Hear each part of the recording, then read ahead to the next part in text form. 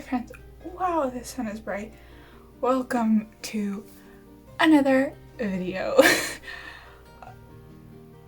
Whew, the sun has decided to attack me right at the second. Holy crap, okay. Spots.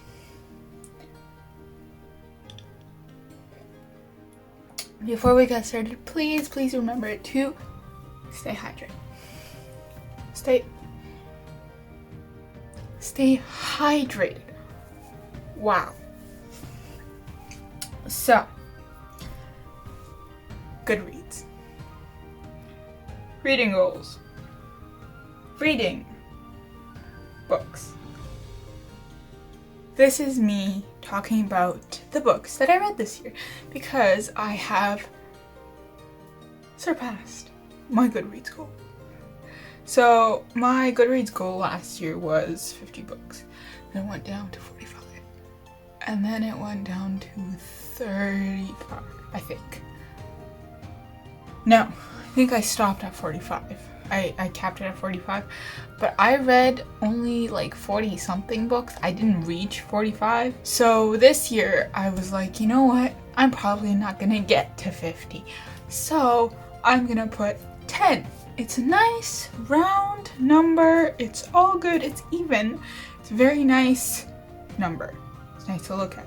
Also, when you tell someone who doesn't read a lot that you read 10 books, that's impressive. To them, it's impressive. So you're gonna impress people around you. Well, mainly non-readers, but you are a reader whether you have read 50 books, whether you have read one book, whether you have read a comic book, whether you have read a graphic novel, whether you read a non-fiction book. Honestly, kudos to you if you read non-fiction for fun, because I don't know when I'm gonna be able to do that. You'll know I grew as a person when I start reading non-fiction for fun. Anyway, so I read 12 books. My goal was 10. So here are the 12 books that I read. Book 1 was, and we're starting off with a bang, Eye of the World by Robert Jordan. This is in part because of the Amazon Prime TV show. But am I gonna watch it? No. Why? Because honestly, it was really boring. And I could see I wasn't even done the book when I started watching like the first 10 minutes of the first episode with my dad. But not only were there so much changes right off the bat, it was just why would you do this? Clearly, I can't really say much, but because I haven't read the whole series.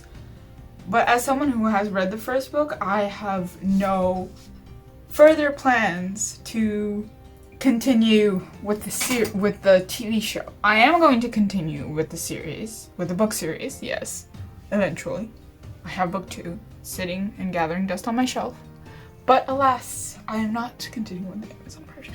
I am curious about Rings of Power, although I have not read anything beyond The Hobbit. And I do have a Tolkien book sitting on my shelf and it's staring at me.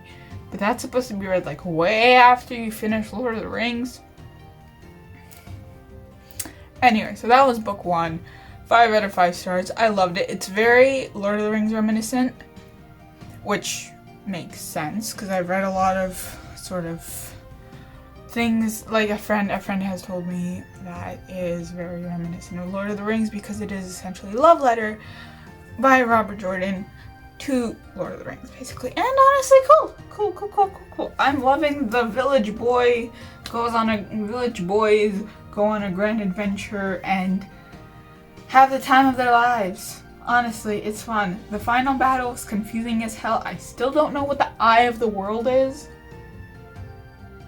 But hey, that's fantasy for you. So, book 1, 5 out of 5 stars. Cool. Book 2 is Daughter of the Moon Goddess by Lynn Tan. This is a debut novel that is so beautiful. On the outside and the inside. This is one of my favorite books that I've read this year. And I read it in a matter of like 3 days. Like, I just consumed it. it was that good. You know it's a good book when I just read through it and I cannot put it down and I cannot read anything else at the same time. The thing with me is that when I find a book extra interesting, like when it's extra good, when I'm extra sort of pulled in, I can't read anything else. I can have other books going, but I can't start anything else. I can't focus on anything else. So this was really, really beautiful. This follows Xingyin, who is the daughter of the Chinese moon goddess. So this is based off of Chinese mythology. Running out of breath here. And then she lives on the moon with her mom. But the rest of the celestial kingdom does not know that she exists. So when her power flares, she has to run away, and she essentially goes in undercover and becomes like the best archer in the celestial army. And so you can see the shadow of the phone thing. Hi. So by going undercover and becoming an archer and getting favor from the emperor, she can free her mother. Does she do that? I don't know. Is there a love triangle? Yes. I mean, I say I don't know because I don't want to spoil it, but let's really can put 2 and 2 together, right? There is a time jump. It is, I think, it's marketed as YA adult, like it's sort of in the middle. I'm not sure where the adult comes from, besides their ages probably. So I would say new adult or older YA. Like if you're 18 and if you're 16 and over, you'll be fine. Also, yes, there's a love triangle between the prince and like the best not a commander. Like the best soldier in the army kind of vibe, and yeah. Excited for book 2. Book 2 was recently announced. Oh, how recently? The cover was recently revealed. It's called Heart of the Sun Warrior. And it's freaking gorgeous! Okay. I'm gonna shut up now. Book 3 was the Magi Menagerie. I still don't know how to say this word.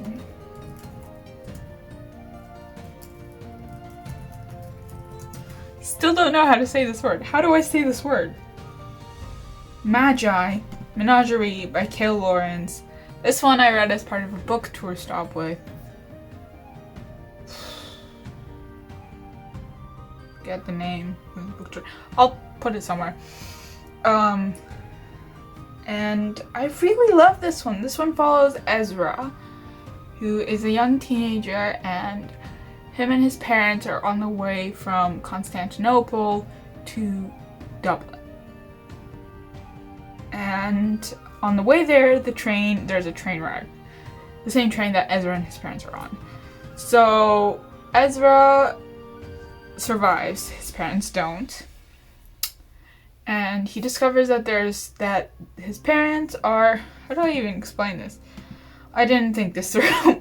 His parents are part of this Magi order. Magi's are basically magicians. Sorry. That's the only way I can explain it, really. And so he befriends this Magi group, right? The third order of the Magi. And yeah. A secret society, right? And they help protect communities and stuff like that. And there is a threat. There are attacks against this order, and Ezra is caught in the middle of it all.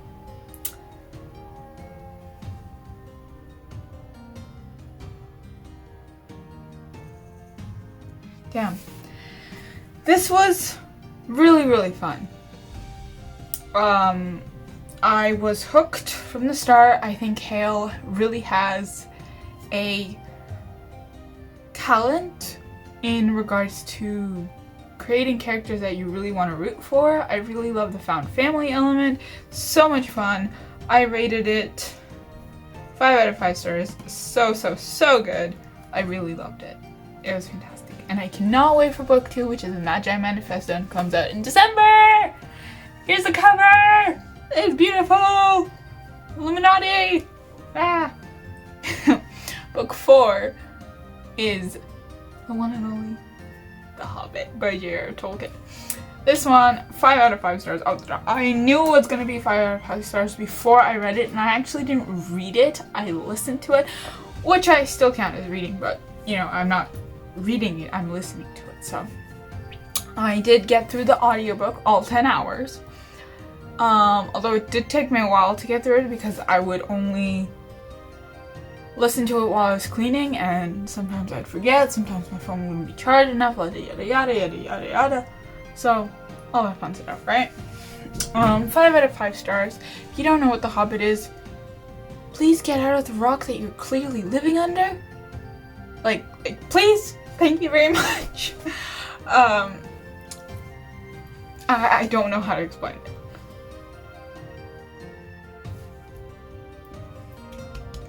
Will I read Lord of the Rings? I have the same answer as Wheel of Time. Yes, eventually, but where Wheel of Time is very easy to go through, Lord of the Rings is not. So imagine, you know that scene in Lord of the Rings where they're like in the mountains, there's like snow, and all of them are like waist deep in snow, right? Or like, you know, neck deep in snow. And then there's just Legolas who's just dun, dun, dun, dun, dun, dun, dun, dun. Yeah.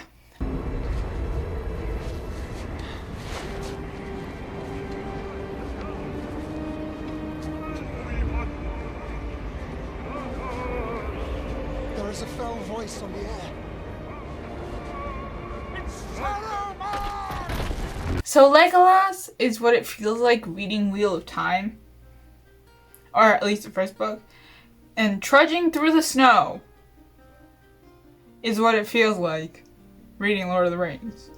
I don't mean this in a bad way. I mean this in a purely... There are a lot of descriptions. Okay? The funniest part of The Hobbit, though, was that one part where there was like the final battle. Ta-dun, ta-dun, ta-dun, like epic music, you know, the final battle. And then Bilbo gets hit with a rock. Like, I understand wanting a way out of explaining what actually happened, but you're really gonna knock the main character out with a rock? Okay. Okay. I feel like that wouldn't pass these days. Like if I wrote a book and the main character got knocked out just as the final battle was at its height, it wouldn't slide with the editors. It's only a Tolkien thing, honestly. 5 out of 5 stars. That was book 4. 5 out of 5 stars. Loved it. Highly recommend. Please read The Hobbit. Yeah. Okay. Cool. Book 5 was SHAD, HADID and the Alchemists of Alexandria by... I don't know how to say this name. George... I'm scared to say this. I don't even know if I wrote it correctly here. I'll just put the cover. I did not write that correctly. At all. What the hell?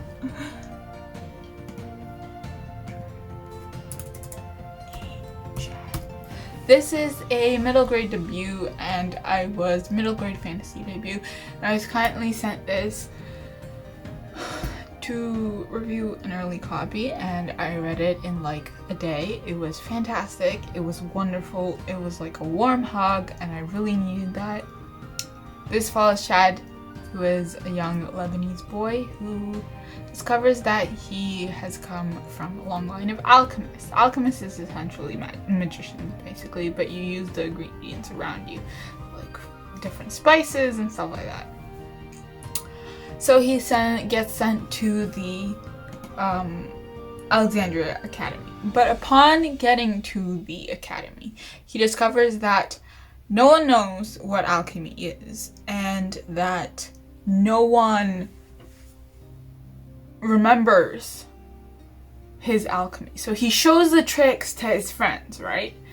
And then the next day, they're like, what are you talking about? So it's clearly, it's like, this is suspicious, you know, as my brothers would say, this is sus. My sister would say that too, so. This is suspicious.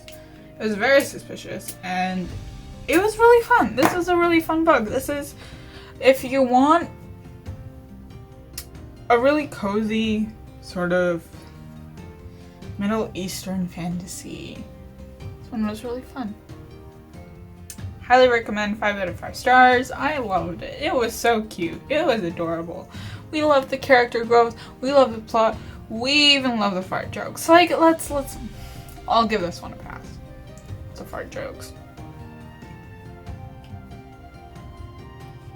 I scratched my glasses, and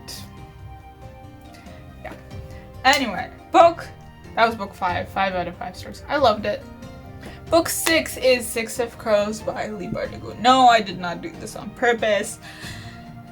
This is a reread. This was a reread. I annotated it for my cousin who lives in the States, and she is reading her copy and annotating it for me, and we will switch copies, so voila. 5 out of 5 stars. If you don't know what 6 of Crows is about, please, once again, get out of the damn rock that you're clearly living under. Follow 6 troublemakers. That's the word I'm gonna go for. And it's wonderful. 5 out of 5 stars. As usual, I don't think this is I think this is peak Leigh Bardugo. Ninth House was good. Don't get me wrong. Crooked Kingdom was so good. A Crooked Kingdom is even higher than 6 of Crows. But I think in terms of genius and establishing the first book in a duology and then coming out with a stronger sequel, this is the height of Leigh Bardugo. I said what I said. I said what I said. Book 7 was Home of Smoke by Annie Shyamalan. This was the Museum Society March pick, and unfortunately it fell slightly flat. So this one follows Hessa, who is a Nyangi, and a Nyangi is, I don't even know if I'm saying that right, is a priestess of the goddess Iang, warrior priestess of the goddess of war, with the power to turn an enemy's bones to dust with a scream. So, banished for disobeying her goddess's command to murder a traveler, she prays for forgiveness alone on a mountainside. While she is gone, raiders raze her village and obliterate the Iangi priesthood. Grieving and alone, Hessa, the last Iangi, must find the traveler, atone for her weakness, and secure her place with her loved ones in the high halls. Right at the bat, I'm going to tell you this is Norse-inspired. There's a hell of a lot of traveling, and Hessa's pretty badass, to be honest. And yeah, there's a battle between, there's sort of old gods, new gods sort of thing, similar to like titans and gods in Greek mythology, and like the Vanir and the Asgardians in Norse mythology. Yes, I know my things. Thank you very much. So she just has to save the world, basically. And make sure she doesn't get stabbed in the back in the process. I rated this 4 stars? 4 stars, I think. I think that's what I rated it. I think it was 4 stars. Book 8 was The Way of Kings by Brandon Sanderson. I did it, ladies and gentlemen. I did it. I read my first Brandon Sanderson book, and it was The Way of Kings, aka his longest books. It took me 3 months, but I did it. 5 out of 5 stars. I don't know how to explain this one either. Follows 4 main characters, Kaladin, Adolin, Dalinar, and Shallan, and it's freaking amazing. Please go read it. Don't search up anything. Go get a copy from the library from a bookstore, just go into it. There is a bit of a learning curve, okay? If this is your first Sanderson, that's fine. It's my first Sanderson too. I freaking loved it. You're gonna have to really push through it because it is 1,000 pages. And there's like 5 prologues before we actually get to the characters. I think only Sanderson can accomplish that, to be honest, and not get yelled at. It was so good. It was so good. I don't know how to explain it. How else to explain the joy I felt after finishing this book. I wish I had full-on reaction video. I wish I'd vlogged that, but alas, I did not. But I did do something else. 5 out of 5 stars. Absolutely amazing. Chef's kiss. God tier. Book 9 was Skandar and the Unicorn Thief by A.F. Steadman. Every time I see the name Skandar, I think of Iskandar. Iskandar, for those that don't know, is the Persian equivalent to the name Alexander. It's what Persian speakers call Alexander the Great. Iskandar the Great. Every time I see the name Skandar, I also either think of Scandal or Iskandar, but that's beside the point. That's beside the point. Every time I see the name Skandar, I'm like, it's not Iskandar, it's Skandar. Anyway, this follows Skandar, who was a 13-year-old kid. He had just turned 13, and he lived on the mainland. On the island are unicorns. And I don't mean your fluffy, duffy, rainbow pooping pink unicorns that trot around and that every 3-year-old is obsessed with. And I'm saying 3-year-old specifically because I have a little sister and she's obsessed with unicorns. She literally has unicorn boobs. We literally had a unicorn themed display for her birthday party. So I got her unicorn slippers, okay? This kid loves unicorns, okay?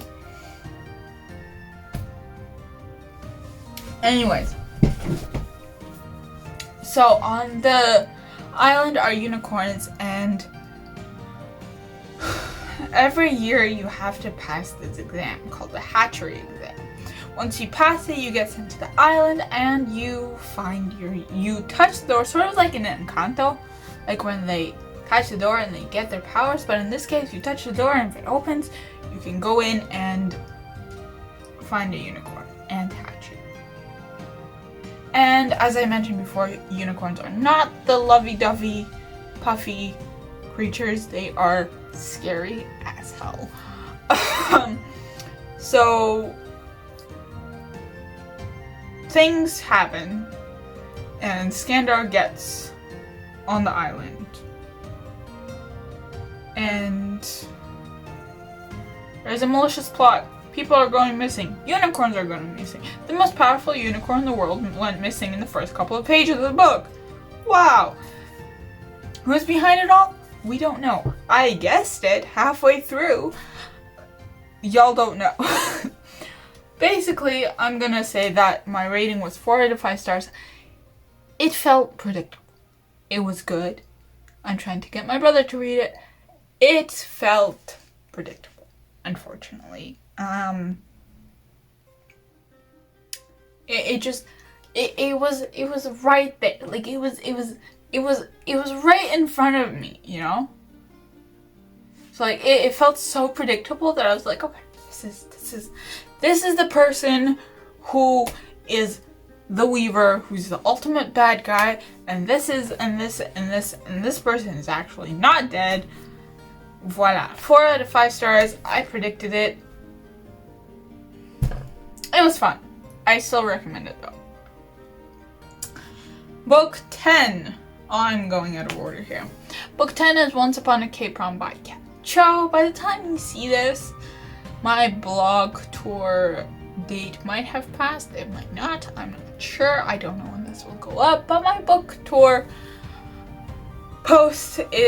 my book tour stop is on the 22nd of May for this book. This is really cute. Oh my god. I think this single-handedly brought me back to just my K-pop phase. You know that, like, it really showed me how people would have seen me when I was in my K-pop era, because I had a K-pop era. Like, I was full-on fan, right?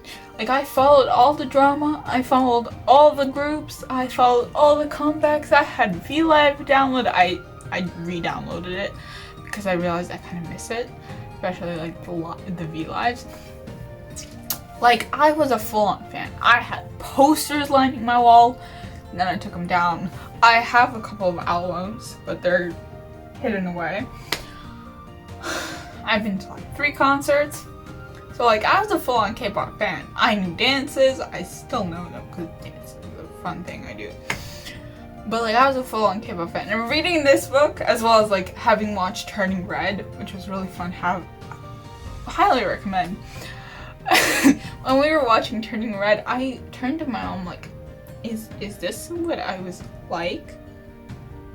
Like, is this what I was like when I was a K-pop fan? What is going on? Anyway, it was so funny. It was so funny. It was really cute. Basically, Once Upon a K-PROM follows Elena, who is a young Korean American girl who made a promise with her best friend Robbie that they would go to prom together. Robbie then moved to South Korea. He then became one of the members of the biggest K-pop group in the world. See where we're going here? So, a bit before prom actually happens, he shows up at Elena's door and is like, will you go to prom? But there are cameras. It's on camera. She rejects him because she doesn't want to go to prom, because he's changed. And also, she wants to raise money for the community center instead, because if they don't get enough money, they're gonna shut down. But the community center is such a, it's the heart of the town, but nobody wants to help it live, basically. That was really cute. The only thing that dropped his start was the whole miscommunication thing, and Elena just keeps jumping to conclusion. I wish we really had more of the female friendship. What was the name? Sojun? Sojun, I think was the name? I forget what the name was. What was the name of the other person?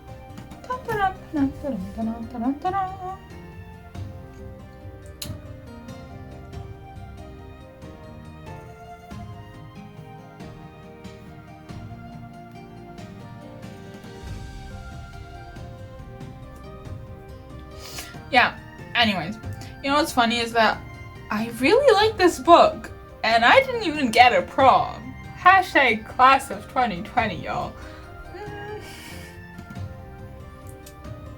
It was, yeah, it was really cute. I really loved it. It was really sweet.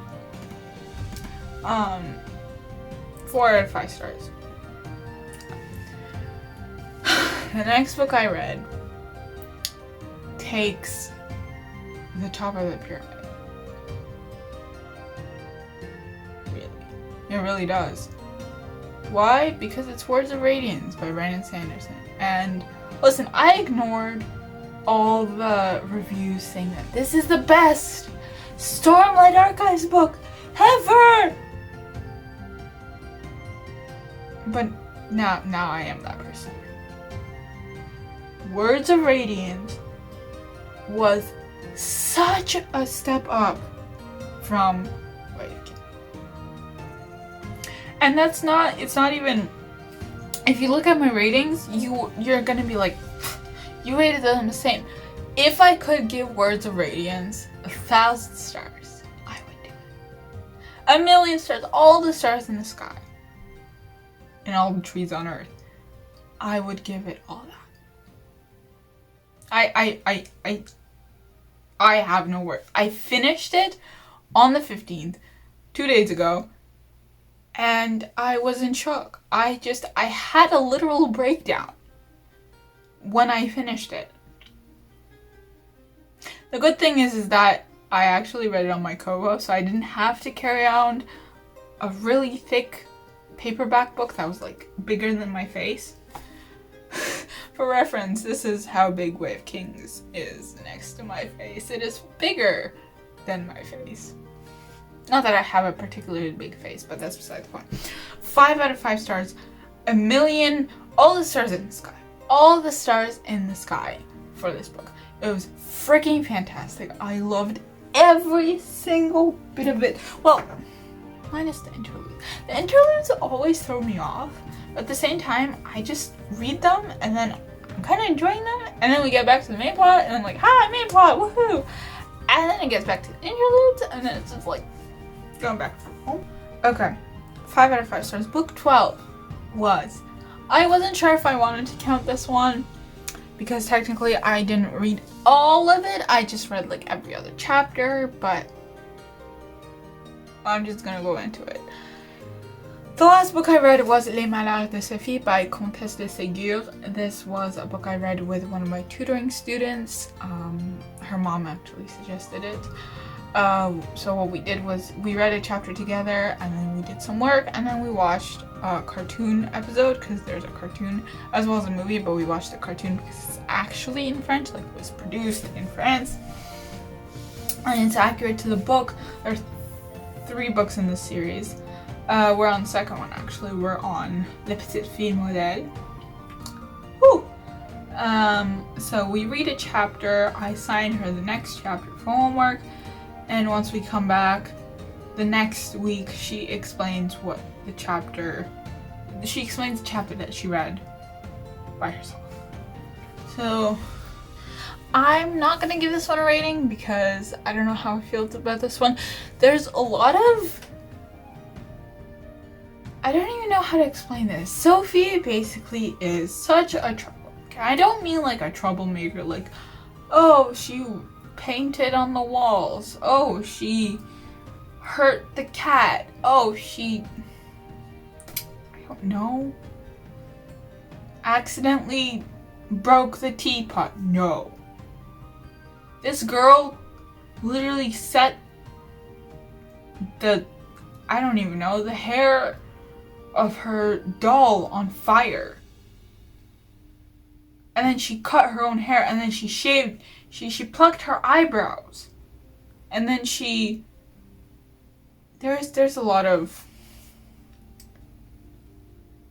rough moments, to be honest. Like I don't know how else to explain it. It's a lot. Okay, I was in shock every time I ended the lesson. I was just like, oh, this is not for kids. How is this for kids? This is not for kids. Yeah. So, I hope you enjoyed the video. This is getting very long. It is at 33 minutes, almost 34, almost 35. So I'm gonna wrap it up here. Please be sure to check out my Instagram, my website, my, of course, subscribe, hit the bell icon, leave a comment for any other videos that you want me to do and any other books you want me to read. And if you want any recommendations from yours truly, as I said before, Instagram, blog, everything will be down below. Please also follow me on Medium. It's also a blogging platform. Join the Museum Society Book Club. We're on Discord. Our May pick is The Poppy War by R.F. Kuang. The June pick will come soon. And I will see you in the